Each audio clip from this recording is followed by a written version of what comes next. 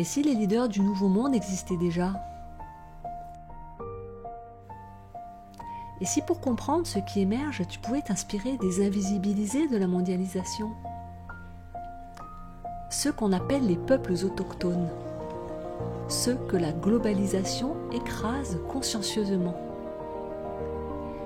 Et si tu plongeais avec moi en Péinégoné pour écouter et regarder avec un cœur ouvert et un esprit humble?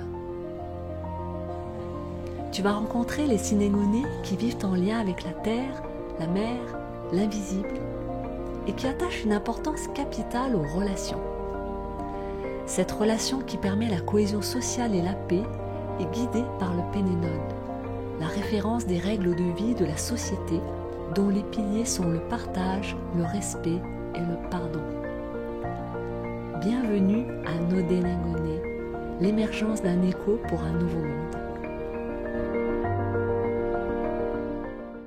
Ton voyage commence avec Gadj Yewéné. Petit dernier d'une famille de 10 enfants, il est issu de la grande chefferie Yewéné. Après une enfance à la tribu de Tadine, il part continuer ses études à Nouméa et c'est chez sa grande sœur mariée à un médecin européen qu'il va baigner dans un métissage culturel qui lui servira toute sa vie pour assumer son destin. À cette époque, Gadj ne sait pas qu'il va devenir un responsable coutumier de haut rang et encore moins le directeur de l'enseignement respecté. Ce n'est qu'après son service militaire et son mariage avec Jessé que ses grands frères ne voulant pas s'impliquer davantage dans la coutume, il est poussé par son entourage à prendre leur place pour représenter la chefferie à l'extérieur et perpétrer la tradition à l'intérieur. Gadj est un incontournable à la chefferie Yewéné. Et à le regarder agir avec assurance, parler avec charisme, tu serais tenté de croire que cette aisance est naturelle et qu'il est né comme ça. Mais comment vit-on une telle destinée? Et comment lui ont été transmis les codes et les enseignements? Rien ne m'a été transmis directement parce que j'ai trois grands frères. Vu qu'ils ne participaient pas, ils n'étaient pas trop intéressés à participer. Si, ils participent à la coutume, mais d'y être impliqués à plein temps. Donc je me suis initié auprès de mon père, auprès du clan, de la chefferie. Et petit à petit, j'ai mis les pieds plein dedans depuis que je suis revenu de l'armée. Et bon, vu que mes grands frères n'étaient pas trop impliqués et que mes parents plus le grand chef, le papa de César actuellement, qui restait tout le temps dans la chefferie, donc m'envoyait à chaque fois au devant des coutumes. Voilà. C'est comme ça que je suis venu, j'ai mis les pieds en plein dedans. Mais coutumièrement, au niveau de la chefferie, c'est arrivé petit à petit. D'accord. Voilà. Au fil des années. Voilà. Et ça s'est fait à l'âge adulte, du coup, quand tu es revenu de l'armée? Ah oui. C'est après l'armée, même quand j'ai épousé Jessie, c'est à partir de là, dans les coutumes de mariage, de deuil, tous mes cousins, tous mes frères comptaient sur moi pour les diriger tous ensemble. Et ils m'ont fait confiance et c'est moi qui dirigeais toutes les grandes familles qui tournent autour de ma famille à moi. Voilà, c'est-à-dire les tontons et tout.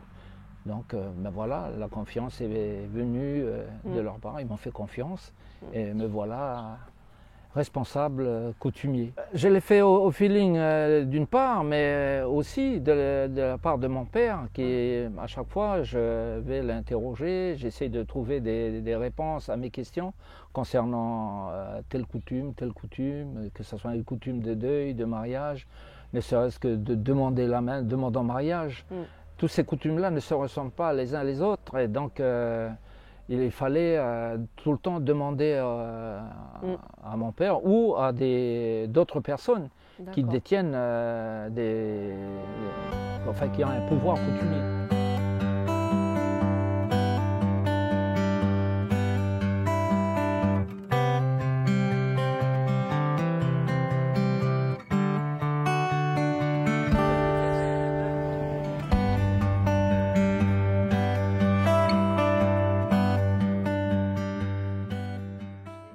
Tu vas découvrir Goua Goubayrat, ma belle-sœur.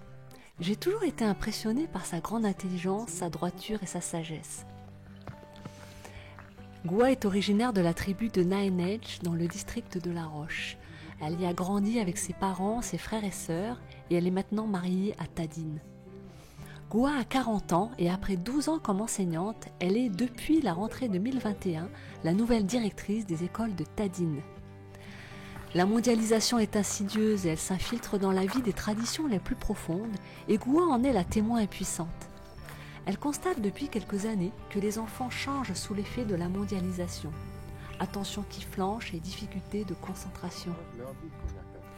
Goua est lucide mais combative et c'est ce que j'apprécie chez elle. Elle ne lâche rien et elle est là pour dire que nous, les Sénégonais, nous sommes vivants. J'ai toujours enseigné sur Marais. C'est vraiment une expérience professionnelle. C'est un vécu professionnel que je ne changerai pas en fait. Ouais. Puisque là, j'ai ressenti l'importance depuis ces années où j'ai enseigné jusqu'à maintenant. L'importance d'apporter ces connaissances et les savoirs aux enfants de Marais. D'accord. Depuis ces 5 dernières années, même, on ne parle même plus des 10 dernières années, ces 5 dernières années, ça passe tellement vite qu'on voit un public d'enfants qui ne sait plus écouter, qui ne sait plus observer et réfléchir par eux-mêmes. Et le numérique n'est pas, et puis aussi le foyer familial a beaucoup muté, on va dire, il y a beaucoup de mutations. Ces dernières années-là, on voit aussi que les parents ont beaucoup changé aussi, dans le sens qu'on a des jeunes parents maintenant, des parents qui n'ont pas beaucoup d'enfants, et ça joue aussi dans l'éducation des enfants. Ils ont beaucoup plus d'opportunités pour leurs enfants, et puis du coup, ils donnent tout, tout de suite. Ils ne laissent pas à leurs enfants le temps de chercher par eux-mêmes. D'accord. Oui, voilà, d'accéder au savoir et puis d'avoir cette satisfaction que le savoir qu'on a acquis, on a mis du temps et puis on a développé des compétences et tout pour pouvoir acquérir ces savoirs. Là, on leur donne tout de suite et puis ça n'aide pas, surtout dans le milieu kanak, dans le milieu coutumier, on va dire. Et c'est grave, hein. Je ne sais pas si on va pouvoir... on aura le temps de nous... Enfin, personnellement, je me rends compte de cette situation, mais on aura le temps de pouvoir remédier. Ouais, d'accord.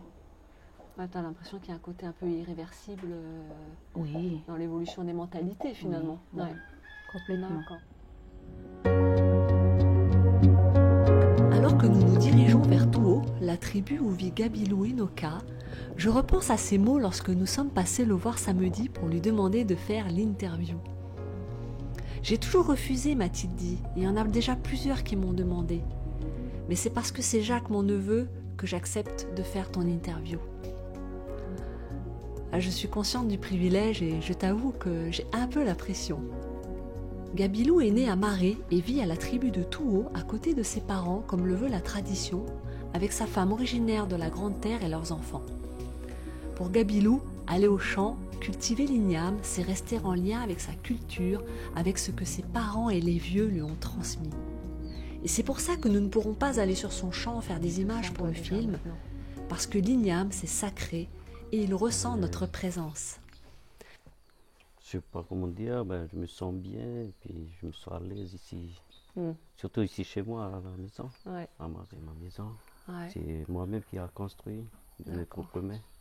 Donc tu as construit ta petite maison, on voit ta case derrière. La case, j'ai construit tout seul avec mes enfants pendant 3 mois. Pendant les vacances, ça les occupe pendant les vacances, c'est comme ça que je vis avec mes enfants. Donc comment tu vis ici? Tu vas au champ, comment ça se passe?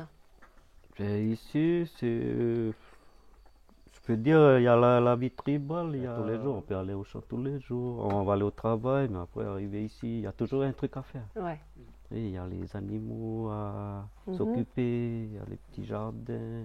D'accord. Il y a le terrain à nettoyer, c'est la vie tribale. Qu'est-ce que ça veut dire pour toi d'aller au champ? Le champ, c'est tous les jours, c'est le champ. Les gens qui ne travaillent pas, ils vont aller au champ. Ça ne veut pas dire qu'on va aller au champ, c'est on va travailler, non. On se sent bien quand on va au champ. D'accord. je sais pas, c'est un truc, c'est un peu la thérapie, une sorte de thérapie ou pas, c'est un peu comme ça. Je sais pas, quelqu'un de marié qui va pas au champ, ben, peut-être il va être mal. Alors, on parle beaucoup de l'igname, justement dans le travail coutumier et tout ça. Qu'est-ce que ça représente pour toi, l'igname?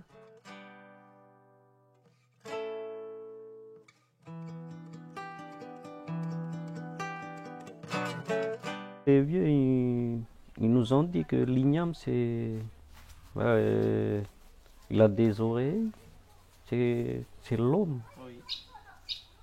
Il nous entend, il sent l'odeur de la personne qui le travaille. Oui. Il a des yeux. Quand on plante l'igname, comme des vieux qui disent à nous, quand tu plantes, il faut parler. Ah, il faut que tu me donnes un bon résultat pour l'année prochaine. Tu plantes l'igname, tu plantes banane, tu parles banane et tu me donnes un gros régime de banane. C'est vivant, ils sont vivants. Hein. Oui. Faut parler, nous c'est comme ça. On parle. Mon chef Naïsiline, mon oncle, lui il a dit dans un discours que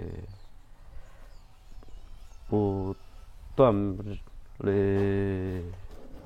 la personne de l'homme de marée, tu veux crier, je suis un mec de marée, il faut avoir une igname. Pas la peine d'aller crier dehors, tu es un mec de marée, puis tu n'as pas d'igname. Tu peux crier, je peux crier, je suis un mec de marée, parce que voilà, j'ai l'igname.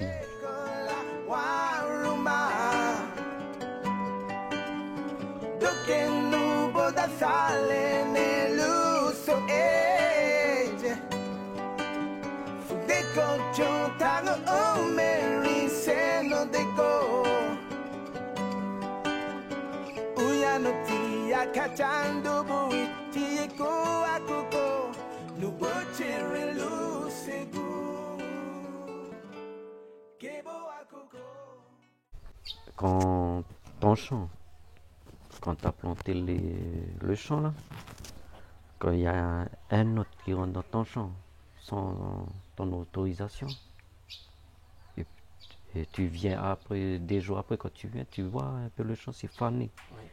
Les feuilles de l'igname. Ça veut dire qu'il y a quelqu'un qui est rentré. Oui. Voilà, l'igname, il sent, c'est pas toi qui es rentré. Oui. C'est une autre personne qui. C'est comme ça chez nous. C'est ça. C'est vivant. C'est vivant. Ouais. Le chant de Wadjawa, comme je disais, le chant de Wadjawa, dès que je plante le dernier Wadjawa, plus personne qui rentre dans mon champ. Il n'y a que moi qui va aller dedans, je nettoie jusqu'à la récolte. Si quelqu'un y rentre dedans, mon champ, il va. Oui. Même tes enfants? Oui, mes enfants, ils rentrent pas. Ils rentrent plus dedans. dedans. D'accord. Oui.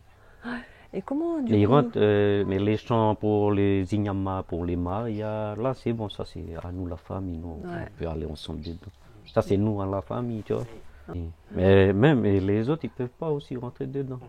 Ils peuvent rentrer dedans si ils viennent avec moi. Ouais. Ah, moi j'ai dit, ben, rentre. Ça va, peut-être c'est lui, il a besoin d'aller tirer un petit tas. Voilà, mais tant que j'ai pas dit à lui de rentrer, ben, il reste dehors. C'est moi et puis mes enfants et puis ma femme qui rentrent à mon champ. Ben, c'est comme nous les personnes, si on se respecte, je te respecte, tu me respectes. Ouais. Si on ne respecte pas l'igname, lui, il ne te respecte pas. Ouais. Tout à l'heure, on parlait aussi de l'argent. La valeur de l'igname aussi, ça commence à disparaître parce qu'on est en train de le commercialiser aussi. Alors qu'avant, les vieux, ils font des échanges. Ouais. Ah, moi, j'ai pas d'igname pour planter, j'allais demander aux vieux. Mais j'allais demander à Jaco, là. Ben, lui, il a les ignames, moi, j'ai pas. Ben, je sais pas, tu es un cochon. Jaco, tiens le cochon, tu peux me donner des plants d'igname. C'est ça, c'est comme ça avant. C'est pour ça que c'est trop sacré. Tu viens faire la coutume avec l'argent et puis un manou. Toi, tu sens aussi que c'est pas toi. Toi, tu donnes, mais c'est pas toi. C'est l'igname, là, tu sens. Ah, ça, c'est moi, ça. Voilà, moi, l'igname, c'est important. Important dans la culture kanak. Et puis, c'est la base de la nourriture aussi. Le Pénénode, véritable règle de vie, empreint de valeurs et de spiritualité, il est là, invisible et partout à la fois. Il est dans les esprits et les cœurs de chaque Sinéngonais comme un guide. La culture sinéngonais est de tradition orale, donc c'est par la parole, les actions et la coutume que se transmet le sacré du Pénénode.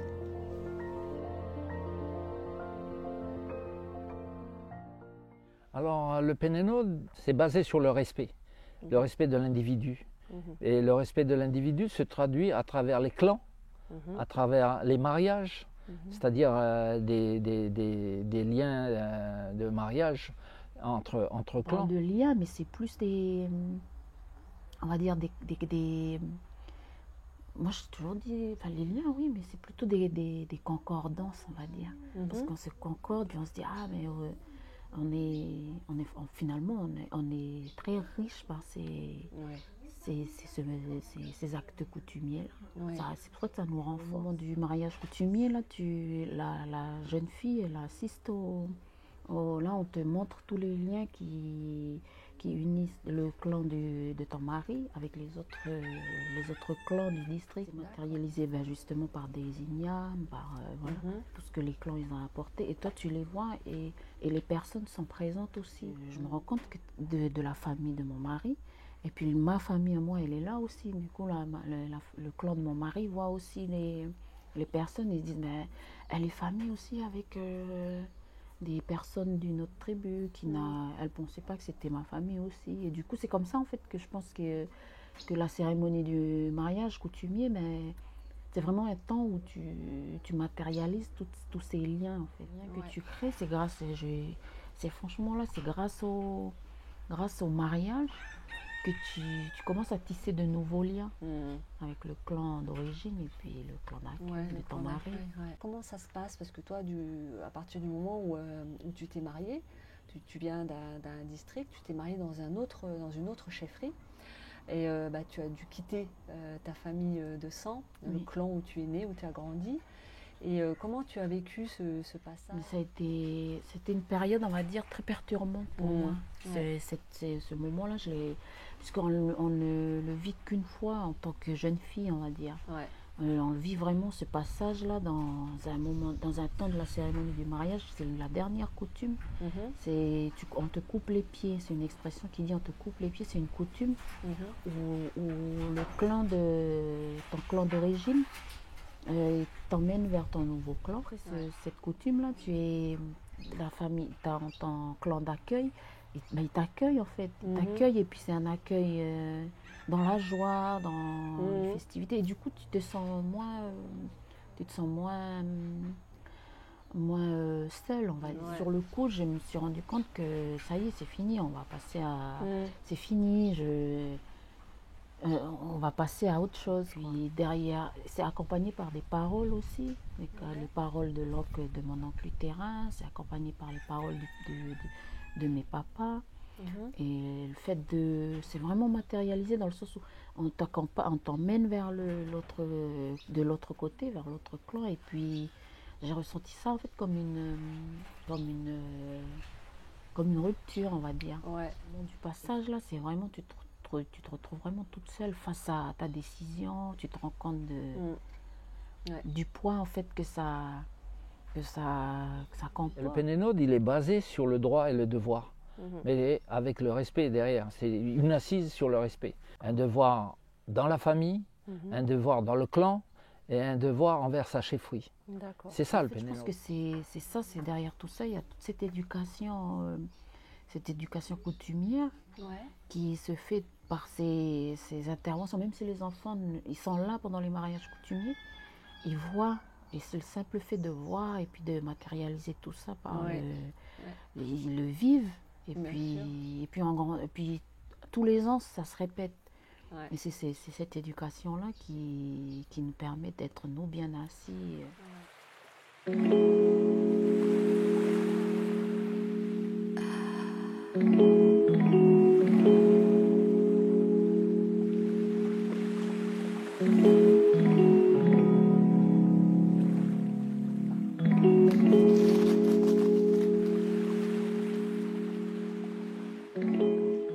Chez les Occidentaux, la façon de fonctionner est beaucoup plus individuelle.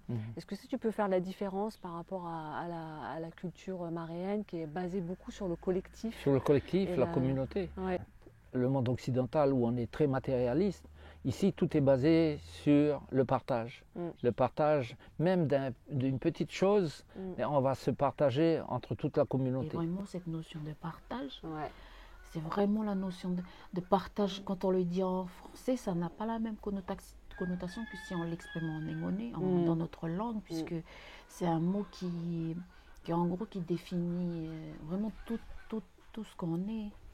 Parce que cette notion de partage, on la vit tous les jours. On la vit tous les jours, on la matérialise tous les jours, dans les actes coutumiers, mais même dans la vie de tous les jours, qu'on essaie d'inculquer à nos enfants. Ben, tout ce que mes parents ils m'ont appris, mais je fais avec mes enfants. Des fois, il y a des neveux qui sont là, et ils apprennent aussi. Et quand ils rentrent chez eux, mais j'ai appris avec Tonton Bilou ça. Là. Voilà, c'est joli, hein. C'est le partage. Le partage, c'est intéressant, le partage. C'est la base. C'est la base. Il ne faut pas garder pour nous, parce que si on garde, il va mourir après. Il faut donner, il faut partager.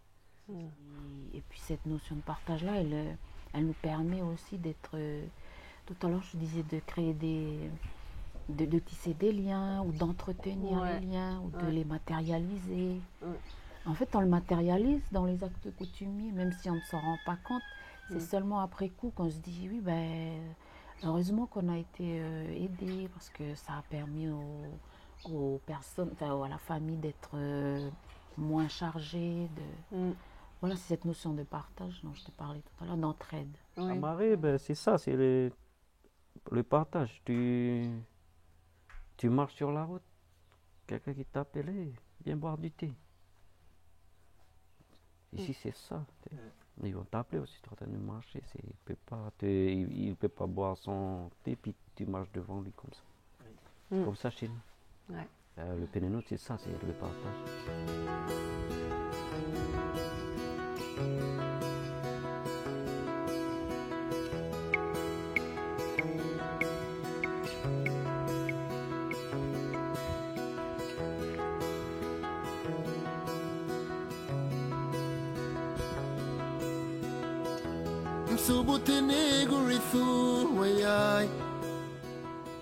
Nous, on valorise plus l'individu, mais dans sa communauté de valeurs que par rapport au groupe, par rapport à tout l'ensemble qui fait une chefferie. Parce que l'humain dans une chefferie, il est valorisé par tout d'abord son devoir, parce que le droit vient après. Tous les droits d'un individu, ils viennent après le devoir. Tu fais ton devoir, tu pratiques le devoir envers ton aîné, envers ton grand chef, envers ton chef de clan. Là, tu te valorises toi-même. Et à partir de là, c'est tout l'ensemble qui valorise l'individu. Je ne sais pas si tu... Ouais, je vois. Voilà. Je vois bien. C'est le groupe qui va te porter, voilà. Qui va te valoriser en tant que personne parce que tu as été à la hauteur de tes devoirs. Voilà. Et qui à ce moment-là va te donner des droits. Exactement, c'est ce qu'on venait de faire tout à l'heure avec la chefferie Sinawami. Le grand chef, il a dit, moi je ne suis rien sans les autres ici. Ils m'ont porté maintenant là. Moi je fais que le porte-parole en dehors de tout ce que les gens ici, il me dit de faire. On a besoin de tout le monde ici pour qu'émerge cette idée de communauté, pour que moi je puisse porter en dehors de notre chefferie.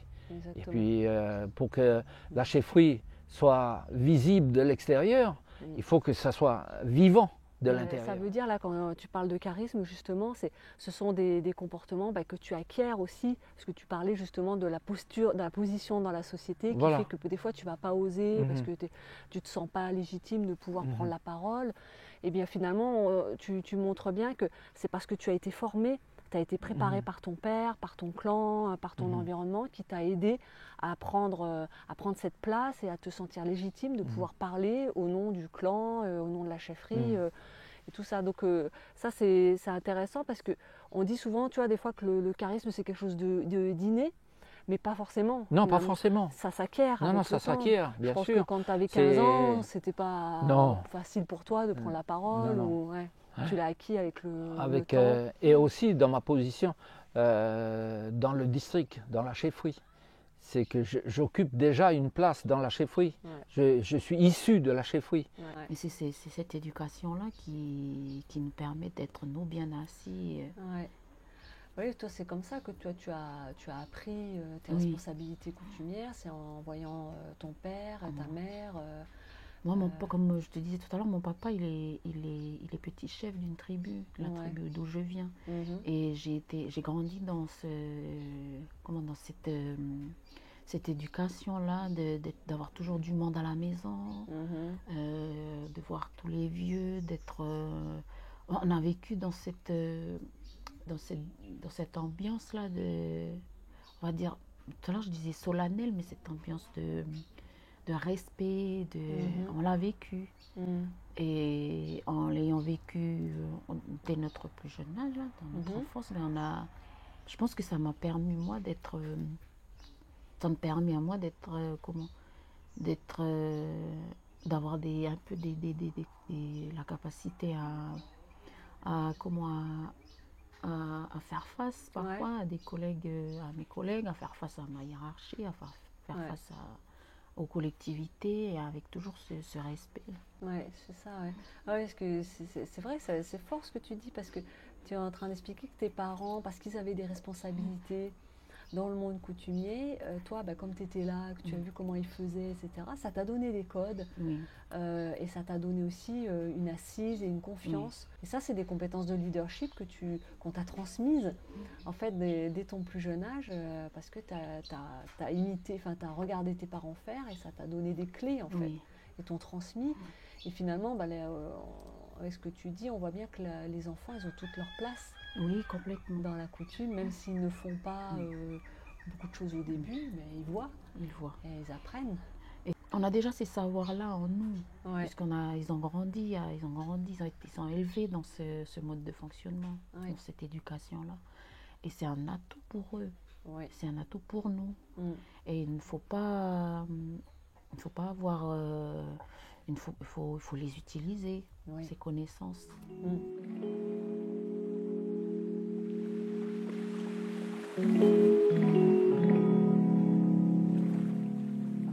Un poids qui est quand même assez... C'est assez lourd de porter, parce qu'après, à chaque fois, tu te demandes, est-ce que j'ai bien agi? Parce que c'est un vieux qui est en face de moi. C'est pas parce que j'occupe une place importante dans la chefferie que je dois me permettre de toutes les choses de la vie, quoi. Non, je dois d'abord aussi savoir où je dois m'arrêter quand je m'adresse à quelqu'un de plus vieux que moi, qui est plus bas dans la chefferie, dans la hiérarchie coutumière. Non, je dois savoir m'arrêter avant de franchir la zone rouge. Qui disent que bon, moi j'ai fait des études, je suis plus... comment on peut dire, formé, ou j'ai plus d'instruction, j'ai plus d'éducation, alors que quand tu reviens coutumièrement, sa place n'est pas plus haut qu'un autre. Donc la place, si moi j'ai fait des études assez poussées, mais ma place dans la coutume, quand tu reviens, tu réoccupes la place. Même si celui par qui il va passer pour aller voir le grand chef, il n'a pas fait ses études, mais c'est le chemin coutumier. Il est obligé de passer par la coutume. Il n'y a pas de... Bon, on va... il n'y a pas de côté couperet. Non, c'est jamais une sanction dure, définitive, où on ne blesse pas celui qui est en face. Non, c'est pas le rôle du coutumier. Par exemple, il y a la prison. Il y a la prison. Tu vois, il y a ce système-là, vous ne l'avez pas, ça n'existe pas. Exemple, dans le temps, au temps du vieux Nestlin, celui qui s'entend plus avec sa femme, on les envoie à l'île de Doudoune. Et bon, il y a des champs, il y a une citerne. Et ils vivent là-bas. Et le jour où ils se réconcilient, ils font un peu, on va les récupérer. Toi, tu as occupé des fonctions importantes pour la province des îles en tant que directeur de l'éducation.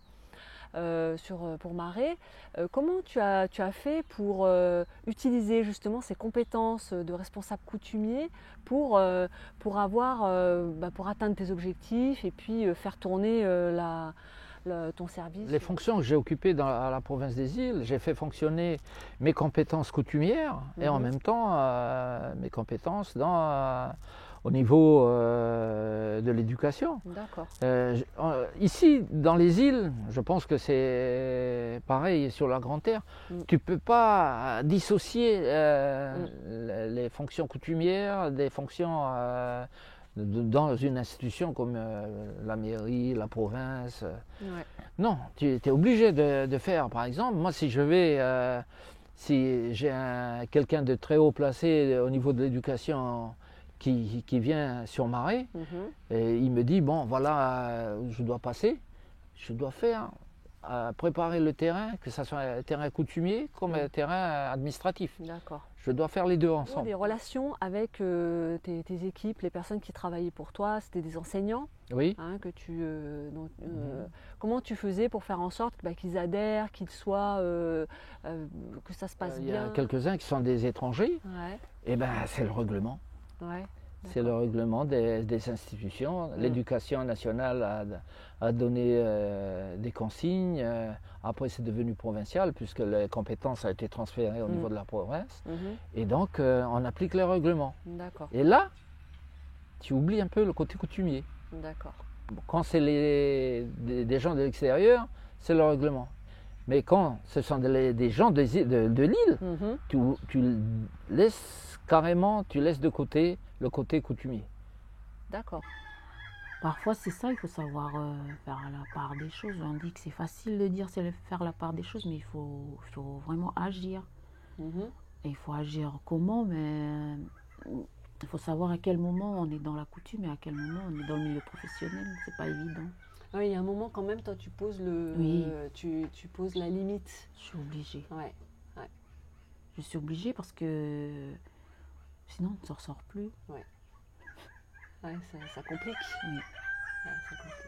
C'est le règlement qui s'applique. Celui qui ne le fait pas, c'est à risque. D'accord. Donc toi, là, tu fais tant mal. Non, c'est le règlement. Ouais. Voilà. Mais quand ces personnes-là s'entêtent encore plus, là, je fais jouer le côté coutumier. D'accord. Ouais. Parce que, quoi qu'on en dise, il y a toujours un lien coutumier entre toi et cette personne. Ouais. On est tous, c'est une famille. Marais, les gens qui habitent dessus, il n'y a pas un seul qui n'a pas de lien coutumier avec l'autre. D'accord. Je compose perpétuellement parce que il faut savoir à qui tu t'adresses. Ouais. Et puis là, on est dans le contexte professionnel, mais on a toujours le contexte coutumier qui est très fort ici sur Marais. Ouais. Donc, il y a des choses que je m'exprime différemment déjà parce que ce sont des personnes qui sont plus âgées que moi. Coutumièrement aussi, il y a des personnes qui ont un lien avec mon clan, avec ma famille. Tu t'en sers, mais de manière, comment tu fais? Tu ne vas pas le dire franchement? Non. Il faut un certain feeling, il faut doser, il faut bien calculer, ne pas blesser, ne pas aller directement au but.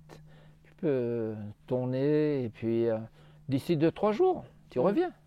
Et puis on conclut ce qu'il faut. Ouais. C'est très difficile, mais c'est enrichissant. Oui. Parce que pour pouvoir être toujours dans la bienveillance, être toujours dans le respect et respecter aussi les obligations professionnelles. Donc ce n'est pas facile, mais on y arrive. Oui. On y arrive. Il ne faut pas des choses qui brusquent l'autre en face. Ouais. Voilà. Ouais.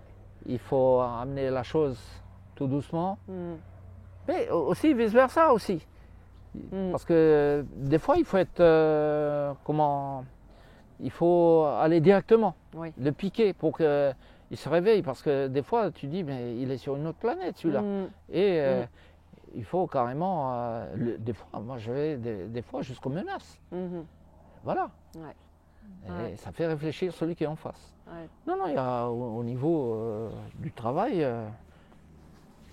les deux, que ce soit, je fais marcher le côté coutumier comme le côté administratif. Donc c'est vraiment une alchimie hein, qu'il faut... Tu trouves que c'est facile à faire? Au départ, je pensais que ça allait être facile. Ouais. Parce que j'arrivais avec mes ambitions, avec mon projet en tête et tout. Et j'ai complètement évacué le fait que c'était des personnes déjà plus âgées que moi, avec plus d'expérience que moi, donc qui ont déjà une certaine manière de fonctionner. Et parfois, c'est très difficile pour moi de leur faire comprendre vraiment par des manières détournées. Mais voilà, je disais tout à l'heure, je compose par vraiment des manières détournées pour leur faire comprendre que voilà, on arrive à un moment où il faut qu'on revoie nos pratiques pédagogiques, qu'on revoie notre manière de fonctionner en classe, et que ça a changé déjà depuis un moment. Il faudrait peut-être qu'on se mette à la page. Mais ça, c'est très compliqué. C'est très compliqué.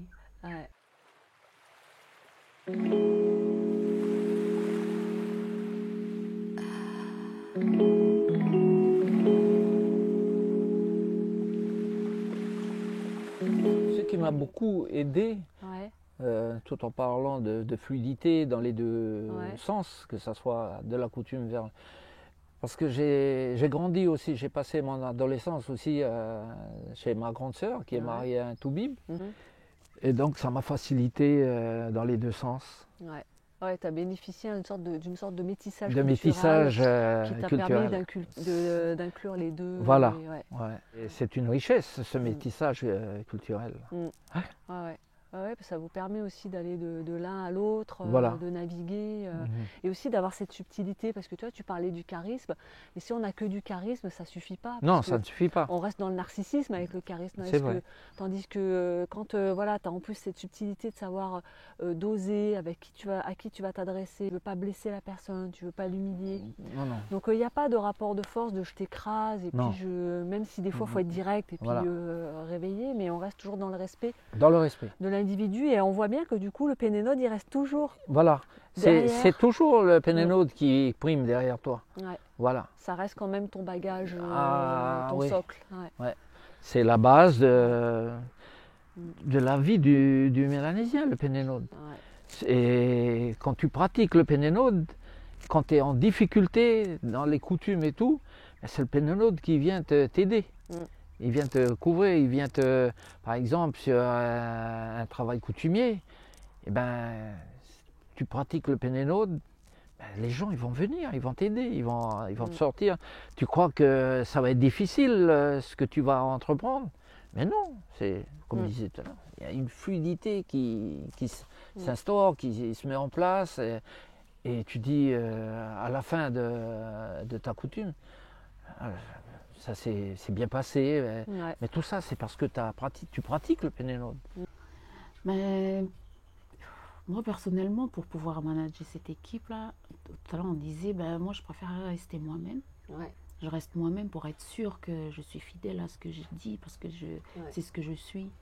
Je le dis parce que c'est ce que je vis tous les jours, c'est ce que je suis, c'est ce qui me définit.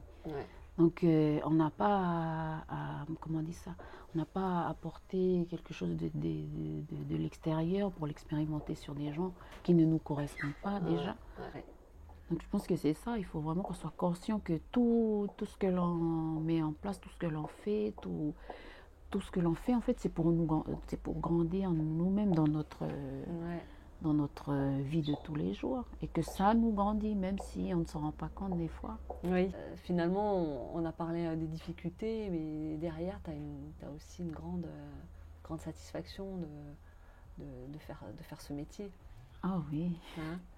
Oui, je sais que je suis là où je devais absolument être. Et si on est convaincu de ça, mais on sait qu'on ne peut faire que du bien. Puisque c'est là où on doit être. La question du leadership occupe beaucoup mes pensées depuis quelques années et c'est même devenu mon centre d'intérêt pour accompagner les entrepreneurs et les managers à avoir un impact positif sur leur environnement. Arrêter de produire de la souffrance, arrêter de promouvoir le narcissisme et la brutalité.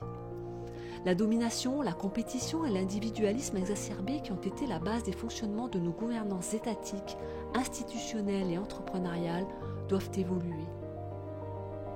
Et si les leaders du Nouveau Monde existaient déjà depuis bien longtemps, mais qu'ils étaient invisibilisés par la culture de la domination et de la compétition? Et si c'était ça être un leader du Nouveau Monde? Partir de ton histoire et apprivoiser les valeurs de partage, de respect et de pardon? Comme Gage, embrasser ton destin et avancer dans le flou malgré la peur et les défis? Te former, trouver des mentors dans ton environnement sans jamais appliquer une méthode toute faite qu'on t'a vendue dans un livre? Ou comme Goua, te laisser guider par le désir impérieux de contribuer et prendre des risques? Composer avec les éléments en présence, avec respect et humilité, même si c'est difficile, parce que c'est là que tu dois être. T'octroyer le droit à l'erreur et l'admettre. Demander pardon et pardonner. Ou comme Gabilou, partir de l'essentiel pour y revenir sans cesse, parce qu'il faut partager, sinon tout ça va mourir.